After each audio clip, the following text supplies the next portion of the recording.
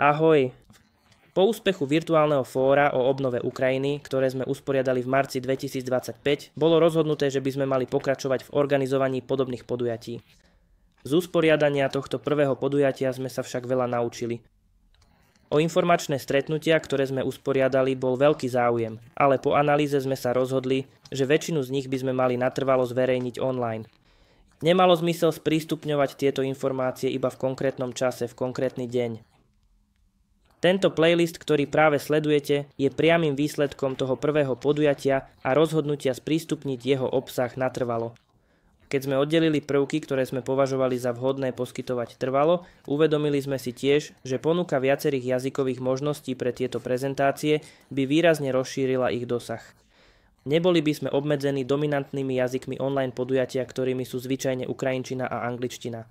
Tým by sa zlepšila ponuka, ktorú sme poskytli v pôvodnom fóre, potom sme sa pozreli na to, čo zostalo a ako by sme to mohli vylepšiť. Ukázalo sa, že je potrebné zvážiť dve hlavné témy. Jednou z nich bolo poskytovanie informácií, ktoré majú obmedzenú životnosť, ale sú stále dôležité. Príkladom takýchto informácií by bolo oznámenie o zmene politiky zo strany verejnej agentúry zapojenej do programu Obnova Ukrajiny alebo podrobnosti o nových zdrojoch financovania, v podstate ekonomické a politické správy. Druhou témou bolo klásť väčší dôraz na dialóg a interakciu. Existuje skutočná motivácia zúčastniť sa, keď sú potenciálni partneri dostupní len v konkrétny deň. Koncept typu "no, som zaneprázdnený a nahrávky si môžem pozrieť neskôr", tu nebude platiť.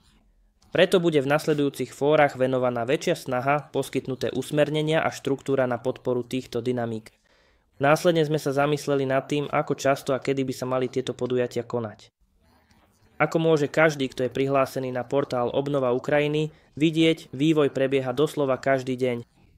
Preto sme mali pocit, že interval 12 mesiacov medzi podujatiami by bol príliš dlhý. Na druhej strane príprava týchto podujatí si vyžaduje veľa času a plánovania zo strany všetkých zúčastnených. Preto sme usúdili, že každých 6 mesiacov by bolo optimálnym riešením.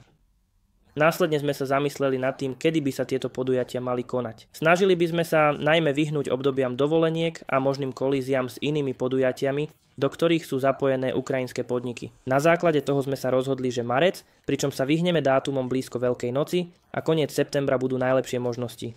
Ak sa chcete zaregistrovať na ďalšie podujatie, navštívte stránku Rebuild Ukraine Biannual Virtual Forum a vyplňte registračný formulár.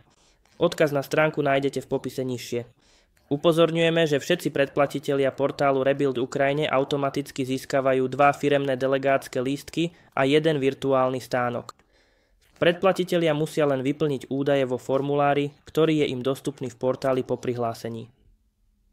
Keďže hlavnou myšlienkou týchto fór je výmena nápadov a podpora účasti v programe Rebuild Ukraine, radi by sme vás povzbudili, aby ste mi zaslali akékoľvek požiadavky alebo návrhy, ktoré máte. Veľmi by sme to ocenili. Budem sa snažiť zabezpečiť, aby sme na ne našli odpovede a reagovali čo najrýchlejšie. Ak považujete informácie v tomto playliste za užitočné, veľmi by nám pomohlo, keby ste klikli na tlačidlo "Páči sa mi to" a prihlásili sa na odber nášho kanála, aby ste zostali informovaní. Taktiež prosím, zdieľajte toto video a playlist so svojimi kolegami a obchodnými kontaktmi, veľmi by sme to ocenili. A predovšetkým si pamätajte, že ICC Ukrajina je tu, aby vám pomohla. Moje kontaktné údaje nájdete na tomto slajde a v popise nižšie. Neváhajte ma kontaktovať. Volám sa Oleksij Kozhanov. Spoločne môžeme vybudovať lepšiu budúcnosť.